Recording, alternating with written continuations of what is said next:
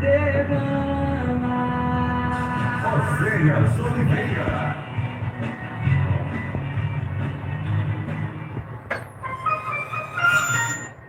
Isso aí são 8 horas e 3 minutos. Vamos falar um pouquinho sobre a família. Maxwell, se apresenta um pouquinho, Maxwell. Quem é o Maxwell? Onde mora? Se é casado, se tem filhos? Eu sou o Maxwell Freires, mas muitos me conhecem como só simplesmente Max, né? Sou casado, graças a Deus, com a Germana. A gente tem 2 filhinhas, tem a Teresa W, de 6 anos, e a Dulce Maria, de 3. Sempre trabalho como professor na rede pública, sempre fui da igreja, graças a Deus, nem sempre, e nem sou ainda, né, convertido como deveria ser, mas sempre fui da igreja, de missa dominical, sempre sonhei com o matrimônio, né? Sempre sonhei em formar uma família natural, como Deus sonhou. A minha história é essa. Eu estou na igreja assim desde 2004, desde 94, aos 14 anos eu comecei a caminhar na igreja na catequese, e até hoje, graças a Deus, sempre estou em alguma pastoral, alguma coisa da igreja, sempre estou participando. Hoje eu sou apenas MEP, né? Já fui catequista, já fui da especialidade da Bíblia, na pastoral bíblica, já várias pastorais, mas hoje sou apenas um MEP, ministro da palavra, um ministro extraordinário da palavra. Maxwell, falando já do nosso tema inicial, a escritura, ela já começa com um grande casamento, né? Logo mostrando no início, e toda a escritura é permeada pela presença da aliança, do matrimônio, desde o Antigo Testamento, o Novo, o final do Apocalipse também encerra com um grande casamento de Cristo e a igreja. Fala para nós um pouco dessa visão mais profunda do que é o esposo e a esposa, o que deve ser um para o outro, o que deve ser o esposo e a esposa, os pais para os filhos. Nos fale um pouquinho do seu entendimento e o que a igreja nos ensina acerca disso. A Bíblia, ela, como você bem falou, né? Ela tem matrimônio do começo ao fim. Ela fala sempre de um casamento. Lá no Antigo Testamento, a gente sabe que o Antigo Testamento ele é uma prefiguração. Ele é algo que vem como que uma sombra do Novo Testamento. É uma preparação para o Novo Testamento, onde chegaria o Cristo e elevaria as coisas, né? Ele transformaria as coisas. Ele, podemos dizer, nem tanto transformaria, mas ele levaria a uma graça maior. E o casamento, lá no Gênesis, ali, entre Adão e Eva, ele é uma prefiguração da igreja, do casamento entre Cristo e a alma, que é a igreja. O Cristo, ele é o esposo da nossa alma. Aí a nossa alma, óbvio, é a esposa de Cristo. E isso se realiza na igreja, que é o corpo místico de Cristo. Jesus é a cabeça e a igreja é seu corpo. Lá a gente se une em matrimônio. Lá a nossa alma ela é unida a Cristo. Daí que tem a gente for pensar no matrimônio, ele é algo assim, como é que eu posso dizer? Gigante. Jesus ele santificou o matrimônio com a sua encarnação já é uma santificação do matrimônio. Jesus ele não precisava nascer criança, não precisava nascer no seio de uma família, tem um pai e tem uma mãe terrena. No caso, uma mãe e um pai adotivo. Ele não precisava, ele poderia ter simplesmente aparecido no mundo como um adulto já, em suas plenas faculdades. Mas ele quis pertencer a uma família. Porque todo o ato de Jesus, ele santifica, ele é santificante. Cada ato que Jesus fez nesse mundo é santificante. Então, o nascer dele, a encarnação no seio de uma família, já foi a santificação do matrimônio que ele sonhava. Ainda não tinha, o matrimônio ainda não era o matrimônio cristão. Jesus ainda não tinha levado ao sacramento. Mas já tinha esse sonho. Deus é eterno. Para Deus não existe ontem nem amanhã. É hoje, tudo hoje. Ele já estava vendo tudo. Então, ao se encarnar, Jesus já via ali, Deus já via ali a santificação do matrimônio. Essa é a elevação. Tornar o matrimônio como um caminho de salvação. O que é a minha esposa para mim, né? O que eu sou para minha esposa? No matrimônio pagão, é simplesmente um consórcio, como ainda é hoje no nosso casamento civil. Um consórcio entre duas pessoas que decidem morar juntos, viver juntos e ter uma vida totalmente a dois, né? Dividir tudo. Mas o matrimônio cristão, ele vai muito além disso. Porque ele transforma o outro cônjuge em Cristo. Quando eu chego em casa, que eu entro, é como se eu estivesse entrando ali no sagrado da igreja. A minha esposa ali, ela é para mim o Cristo, ela é meu caminho de salvação, ela é minha cruz. Eu sempre brinco muito isso com a minha esposa, né? Você é minha cruz, quando ela está assim, bem zangada, assim, eu suporto porque você é minha cruz. Aí ela começa a rir, né? Mas ela é realmente minha cruz, e eu sou a cruz dela. Agora, a gente não pode entender cruz como Algo se pejorativo, entende hoje, né? Como algo pejorativo, algo pesado, algo que nos causa dor. Não, a cruz, ela é o Cristo, ela é a salvação que Cristo nos dá. Minha esposa, ela é exatamente aquilo que eu preciso para alcançar a salvação. Ela é a medida. Se ela é, sei lá, orgulhosa, é porque Deus quer testar, Deus quer treinar a minha humildade. Para saber suportar aquele orgulho dela e, aos poucos, cativá-la, né? Transformá-la também. Porque eu também tenho responsabilidade sobre a salvação dela. Então, o matrimônio cristão é isso. Eu tenho que ver na minha esposa o próprio Cristo. Eu abro a porta do meu quarto e vejo minha esposa lá na cama, é como se eu estivesse literalmente abrindo o sacrário e vendo o Cristo. Ela é o meu Cristo. Ela é alguém que foi me dado para que eu pudesse alcançar a salvação, assim como eu sou dela. Então, essa é a grandeza do matrimônio. A gente não pode ver o matrimônio como simplesmente aquele consórcio do Antigo Testamento, como querem que seja ainda hoje com o casamento civil. Um consórcio que pode ser feito e desfeito. Já o matrimônio não. São João Maria Vianney dizia que quando a gente larga a cruz que Cristo nos deu, a gente vai achar uma mais pesada. Porque além de ter aquilo que Cristo já tinha preparado, também vai ter as nossas dificuldades. Então, quando você está unido a uma esposa e ela é difícil, ela é, sei lá, arrogante, orgulhosa, saiba que aquilo ali é exatamente o que você precisa para alcançar o céu. Deus, ele não se engana. Ele faz tudo com peso e medida. Tudo perfeito. E eu sou também a cruz dela. Eu sou o Cristo dela. E ela precisa ver em mim o próprio Cristo. A gente não vê o Cristo somente na Eucaristia. E aí, quando eu celebrava lá no começo, eu gostava muito de perguntar o pessoal, o povo, né, os fiéis: vocês já viram Cristo pessoalmente? E aí, nunca ninguém dizia que tinha visto. Não, a gente nunca viu. A gente só vê na fé. E até tinha respostas boas. Mas ninguém dizia que tinha visto o Cristo pessoalmente. Mas a gente o vê na Eucaristia. E a gente o vê na esposa. A esposa vê no esposo. O cônjuge vê o Cristo no outro. Isso tem que ser algo muito alicerçado na vida de um cristão. Tudo que você vai fazer com a sua esposa, você tem que perguntar: cabe eu fazer isso ao Cristo? Eu posso fazer isso ao Cristo? Eu posso chegar em casa, discutir, chamar ela de palavrão? Posso chamar o Cristo? E se eu chegasse lá no sacrário, eu ia chegar lá cansado do trabalho, com as minhas razões, mas eu ia chegar lá derramando aquilo sobre o Cristo Eucarístico. Eu ia chegar lá e: eu não aguento mais trabalhar para te sustentar, você é isso, você é aquilo. Então, quando você se dirigir à sua esposa, lembre-se de você está se dirigindo ao próprio Cristo, a seu caminho de salvação, aquele que foi ungido para te salvar.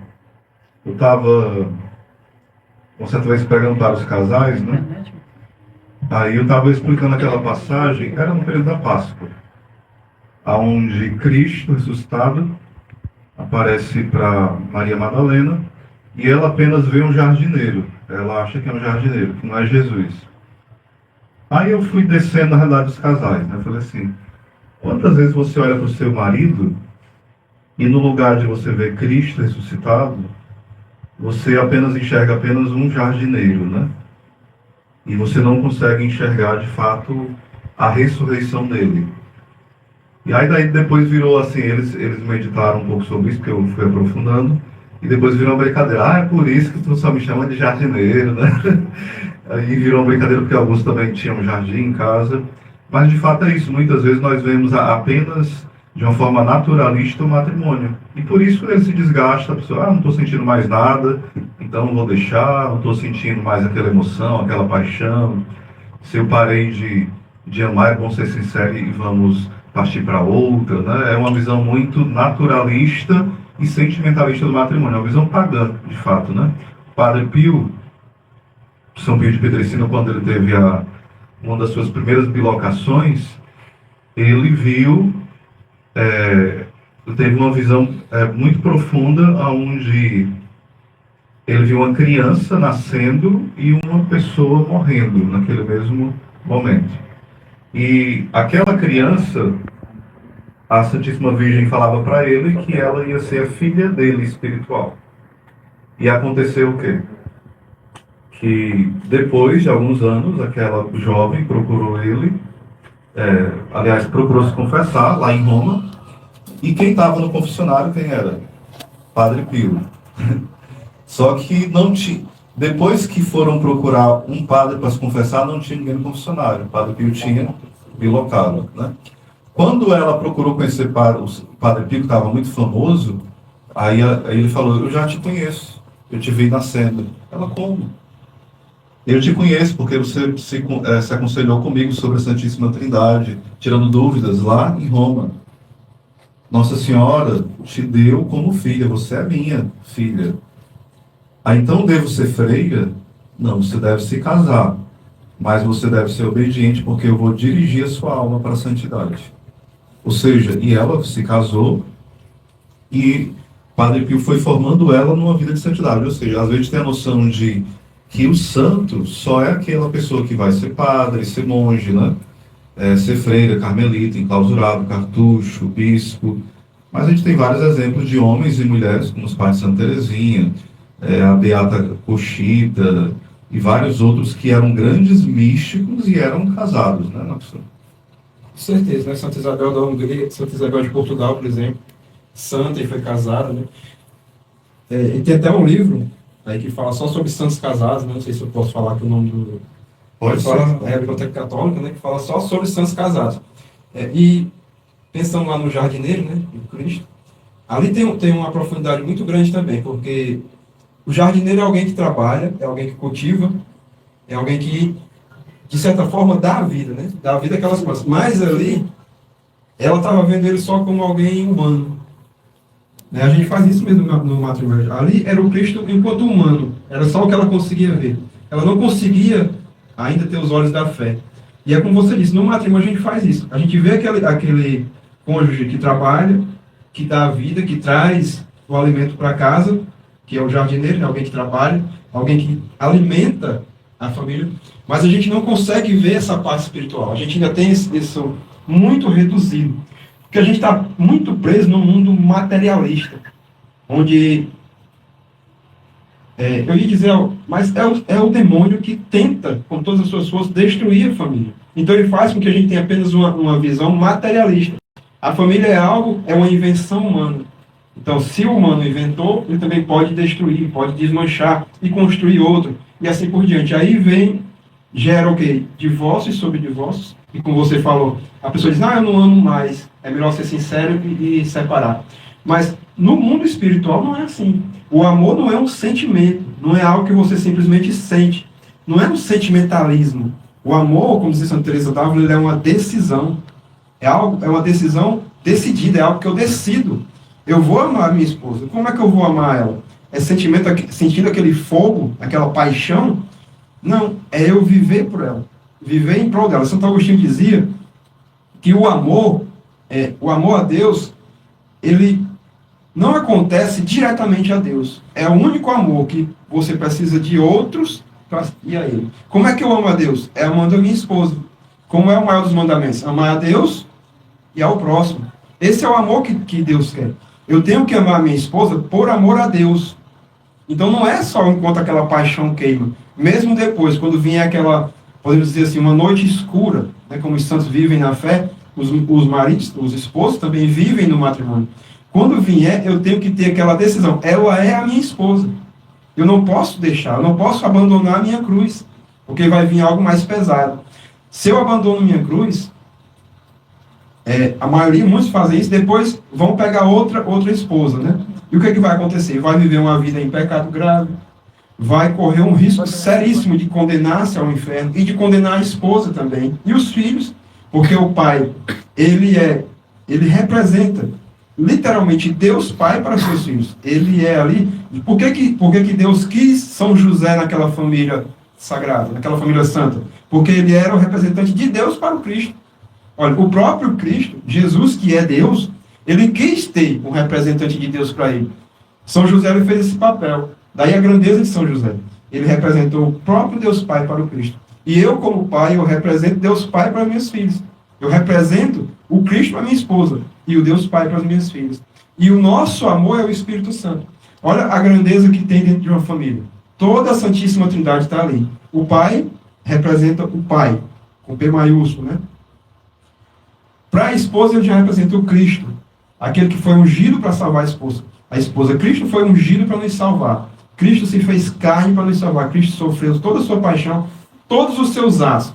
Os 30 anos de escondimento ali, de preparação, de oração, foi para a nossa salvação. Então, o marido, todos os seus momentos, aquela fadiga do trabalho, é para a salvação da mulher e dos filhos. E o amor que os une é o Espírito Santo. Toda a Santíssima Trindade está ali. Até eu queria fazer aqui uma ressalva. Os pais, o marido, né, principalmente, que é aquele que deve trabalhar e trazer o alimento para casa, o sustento, ele pode oferecer aquela fadiga que ele tem ali no trabalho para Deus, pela santificação da família. São Paulo diz assim, orai sem cessar. Mas ninguém é capaz de passar o dia e a noite rezando um rosário ou uma ladainha. Como é que a gente faz isso? É oferecendo cada momento. O meu trabalho eu posso oferecer como um sacrifício pela minha esposa, pela minha família. Eu tenho um amigo que ele tem sérios problemas de doença, ele é diabético, tem vários tipos de doença. E aí ele me disse que às vezes ele vai para o trabalho e simplesmente ele quase não consegue mudar as passadas. Todo cheio de dor, o corpo cheio de problema, mas ele disse que aí lembra da esposa, lembra das minhas filhas, né? Ele me falando. E quando eu lembro das minhas filhas, dos meus filhos, eu crio força. Eu vou fazer isso aqui, não é por mim, é por eles. Então, esse é um sacrifício que é muito agradável a Deus. Você está amando os seus filhos, a sua esposa, não por elas mesmas, unicamente, mas por Deus que está ali. Então, isso é a santidade. Às vezes o pessoal pensa assim, a gente vê muito isso, principalmente em outras confissões, que a santidade, ela é um mero cumprir os 10 mandamentos. Se eu cumpro os 10 mandamentos, se eu amo a Deus sobre todas as coisas, então eu sou santo. Mas não é bem assim. A santidade, ela é um amor exclusivo a Deus, mas através do outro. Eu amo minha esposa por amor a Deus. Eu amo a mim mesmo por amor a Deus. Não pelo que eu sou, não por eu ser formado, por eu ser inteligente, por eu ser, sei lá, bonito, alguma coisa. Não. Eu amo a mim mesmo porque Deus me amou primeiro. Porque Deus me sonhou. E aí esse amor, ele chega a um nível de heroísmo.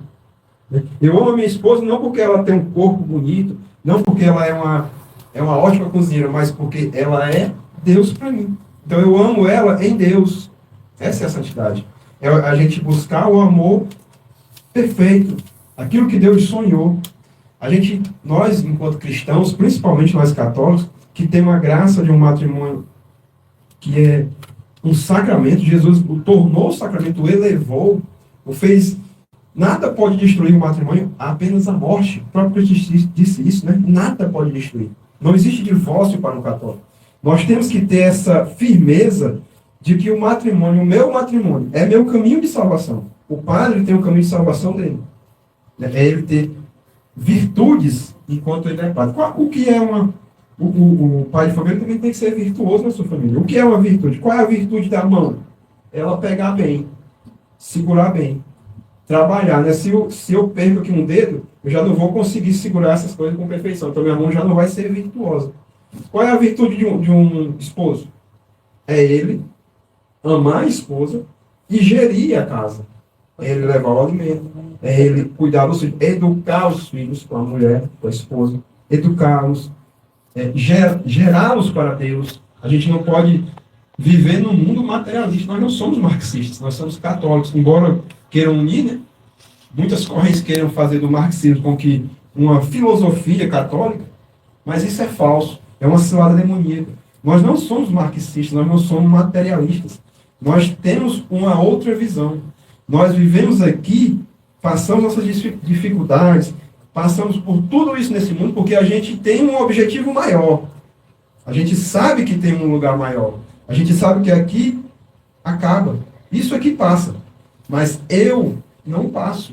Eu, enquanto alma, pessoa, não vou passar. Jesus me sonhou não só para este mundo. Eu tenho que estar aqui eu tenho que Esse mundo é um colégio e eu tenho que usá-lo para me preparar para a eternidade, para crescer em virtudes e em santidades, né? A virtude é como se fosse o começo. Eu começo a me tornar virtuoso, daí eu começo a alçar o voo da santidade, né? Maxwell, Flávio Gordon, que é um autor bem renomado, assim, ele vai falar sobre a questão do ateísmo moderno, que está muito ligado, o ateísmo aqui do Ocidente, mas o do Ocidente, né? Há uma negação da figura do Pai, de Deus como Pai, ou seja, não é um ateísmo teórico que é inteligente, tem várias teorias e nega Deus, não é esse ateísmo que se diz inteligente, né? Se diz, né? Que não é, né? Mas é um ateísmo ressentido, tipo, como é que Deus é bom, como é que Deus é santo, é justo e deixa o mal acontecer. Ou seja, aquele velho problema diante do mistério do mal, a pessoa não consegue dar uma resposta, então vamos procurar um culpado, vamos culpar Deus, né? E já que ele é pai, por que o mal existe? Ou seja, aí o Flávio Gordon comenta que, na verdade, o ateísmo moderno não é um ateísmo de não crer em Deus, mas de uma revolta contra o pai. E essa revolta contra o pai, a gente poderia fazer um paralelo que a gente vê também uma revolta contra a paternidade, né? Ou seja, a figura do homem, ela é rechaçada todos os dias pelo feminismo, né? Ou seja, o homem cada vez mais, tanto dentro da igreja, como nas profissões, como em qualquer outro lugar, é colocado como se o homem fosse o opressor, o malvado, o ruim, aquele que é maligno, aquele que sempre é machista. Ou seja, há uma forma pensada de desfigurar o pai. E também há uma forma pensada de dizer assim, que mulher não nasceu para ser mãe. Ser mãe é uma opressão. Queria que você comentasse um pouquinho sobre isso. Isso é a realidade de hoje, né? Hoje, o ser humano hoje ele não consegue mais ter essa visão espiritual, como eu disse. Sobre essa parte da maternidade, às vezes, eu tenho um testemunho bem claro que aconteceu na minha vida agora recente. A minha sogra, ela era, pode dizer que praticamente ela não acreditava em Deus, né? Acreditava em Deus como, mas se você chegar hoje num bar, num presídio e perguntar, você acredita em Deus? Todo mundo diz que acredita. Mas não tem aquela vida de fé, né? Ateísmo prático. Ateísmo prático. Ela não participava de missa, ela não nada. Foi batizada e o batismo dela ficou guardado, né, lá no guarda-roupa. Nunca ela usou, vamos dizer assim. Mas a Bíblia ela tem uma promessa para as mães que ela diz assim: a mulher ela será salva pela maternidade. E a minha sogra ela teve 12 filhos. E ela era uma pessoa que não estava nem aí para a fé, né? Quando tinha saúde, não ligava. Só ligava para o trabalho, para os filhos. Mas quando ela estava perto, nos últimos dias, ela perdeu a voz, ela não conseguia mais falar. E um dia a minha esposa foi perguntar a ela: mãe, a mãe quer ver um padre? Ela fez sinal que sim, ela já não falava mais. E aí, com muito esforço, né, depois ela disse: eu não sei me confessar. Aí eu falei para ela: não, você não vai precisar falar, vai ficar tranquilo, o padre vai vir, ele tem um sacramento, eu falei assim, de um jeito bem simples, né? Tem um sacramento na igreja que ele vai perdoar seus pecados, mas sem você precisar nem falar. Quando ela falava, ela sangrava, ela estava no estado já bem. E aí, quando o padre veio, tem o padre Daniel, ele deu a ela a instrução, né, os somos enfermos, e ela que há quase um mês não conseguia dormir, depois que ele saiu, ela simplesmente dormiu, apagou.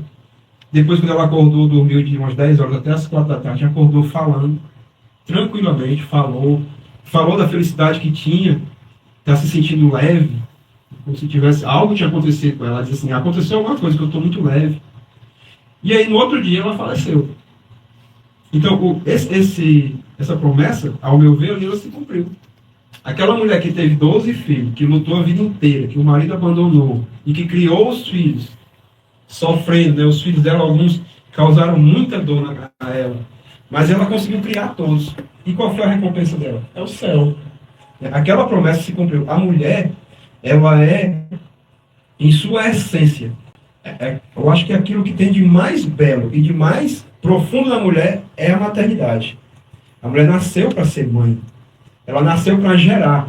Deus deu à mulher algo que ela não deu a ninguém, a nenhum homem. A mulher, ela participa diretamente da criação de Deus. Isso é um dom que Deus deu que é assim, fenomenal, é gigantesco. O homem, ele participa, mas não como a mulher. Quando Deus, o homem deposita no útero da mulher a semente, né? O sêmen, o esperma, que é semente também. Mas a mulher, ela cria o corpo, né? Deus cria a alma e a mulher, ela cria aquele corpo. Quer dizer, embora, claro, com a participação do homem, mas ela está criando, ela está participando da obra de Deus. E hoje a gente vê que querem transformar aquilo que Deus fez, aquilo que Deus sonhou, como um santuário de vida, querem transformar num lugar de morte, num cemitério, né? num túmulo. Às vezes, literalmente um túmulo, muito bonito por fora, mas podre por dentro, cheio de morte. Hoje a gente vê mães que lutam para ter o direito de matar seus filhos, de assassinar. Se tem alguém que é a favor do aborto, para um pouquinho e veja no YouTube, em qualquer lugar, veja como é que acontece um aborto. Como uma mãe pode querer ver seu filho ser literalmente despedaçado dentro do útero dela, daquilo que Deus criou para ser santuário de vida. São João Paulo II, no livro Teoria do Corpo, né? Teologia do Corpo, ele diz que quando a gente passa por uma mulher grávida, a gente devia fazer reverência e o sinal da cruz. Porque ali está se gerando uma vida. Ali tem uma participação direta de Deus acontecendo ali. Aquela criancinha, no momento que se gera, já é uma vida. Já é alguém sonhado por Deus. O que Deus diz a Jeremias, né? Deus sonhou desde antes. Deus me viu desde antes. Deus me quis. E aquela criança é querida por Deus. Como é que a gente pode hoje querer matar o nosso futuro? Como é que a gente pode querer matar aquilo que é um presente de Deus? É o maior presente de Deus para uma mãe é fazer dela mãe. Para uma mulher, fazer dela mãe. É o maior presente de Deus. É participar diretamente da criação de Deus. É ser como que deusa. Né? Uma mulher, ela é quase um deus. Né? Tem um provérbio canadense que diz assim: a palavra mãe é o nome de Deus na boca de uma criança. Quando a criança chama mãe, ela está chamando Deus. Isso é algo muito grande, gente, muito profundo. Eu não consigo, sabe? Às vezes eu não tenho como me manifestar, não tenho como lutar pela vida. Né? Como muitos que estão ouvindo a gente e vendo também, eu sei que não tem, mas a gente tem uma arma poderosa para lutar contra a vida, que é a oração.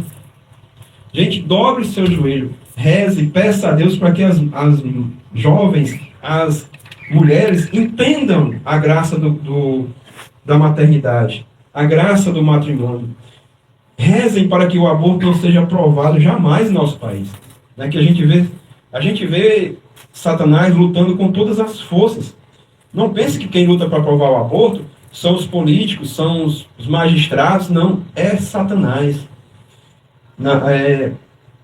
A última luta do demônio contra o Cristo será na família. Ele vai lutar para destruir a família, porque destruindo a família, ele destrói tudo. A gente vê hoje vamos usar uma palavra que bem, tanto desmantelo no mundo, porque a família está destruída. Não tem mais, o jovem ele não volta para casa e não tem mais aquele aconchego familiar. Ele não tem mais aquele pai que tem uma autoridade sobre ele. Ele não tem mais aquela mãe que tem um amor sobre ele. Então ele se desestrutura. O que ele não consegue achar em casa, ele procura nas ruas. Essa destruição que você falou, que o homem ele é algo como se fosse demoníaco. Hoje a gente vê aí gente da mídia chorando por ter nascido homem, pedindo perdão porque eu nasci homem. Gente, isso é ridículo. Graças a Deus eu nasci homem. Graças a Deus eu tenho uma esposa. Graças a Deus nós temos filhos e nós vamos juntos, se Deus quiser, atingir a salvação, atingir a santidade, porque foi isso que Deus sonhou para mim.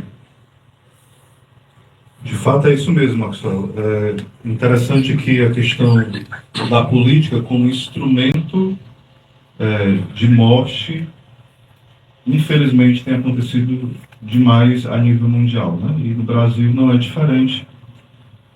Mas tem um antecedente, como você falou. O ocultismo, ele usa a política para isso, né? Então, a ferramenta satânica da cultura da morte em vários âmbitos, e uma delas é o âmbito da aprovação do aborto, que a ONU, né, incentiva e quase quer colocar o pé assim no pescoço das nações para que incentive e obrigue a aprovar. A gente vai fazer um programa depois sobre o ocultismo por trás da política. Rezem por nós porque, de fato, é uma batalha espiritual, viu? A gente vai aprofundar temas bem delicados aqui. Então, rezem muito por nós.